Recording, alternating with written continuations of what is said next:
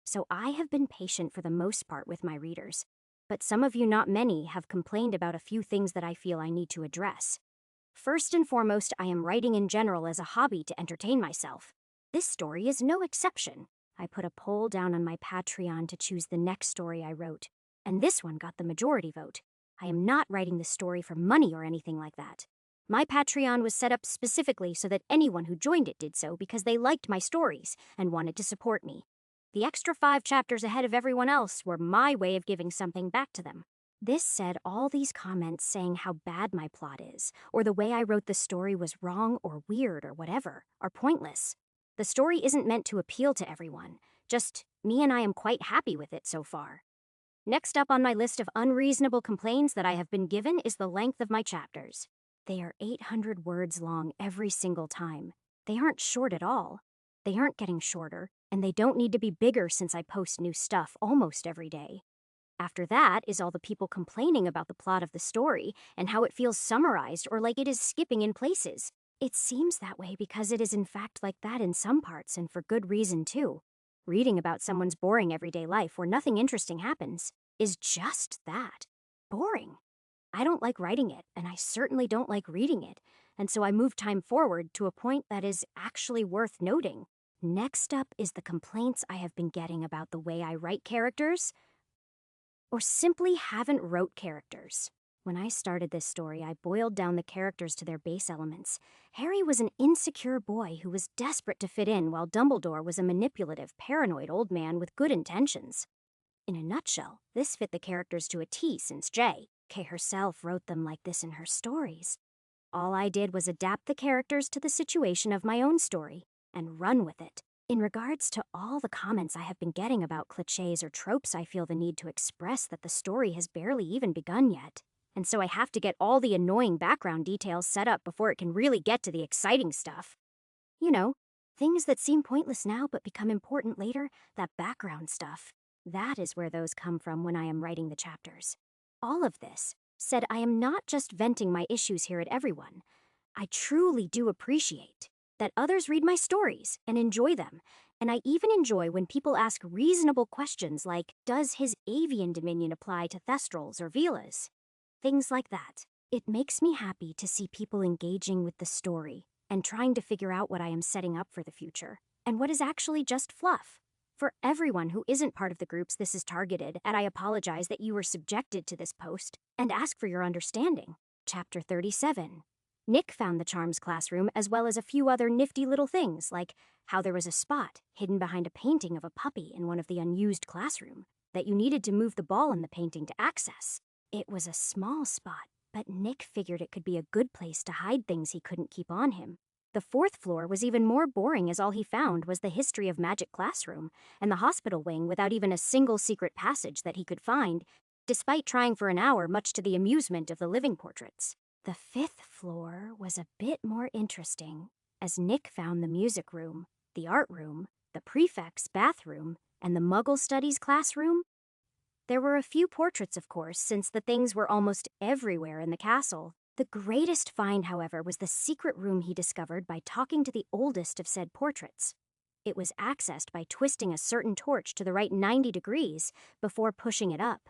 This made the wall next to it fold inward to reveal the hidden room that was a right mess with webs and broken furniture everywhere.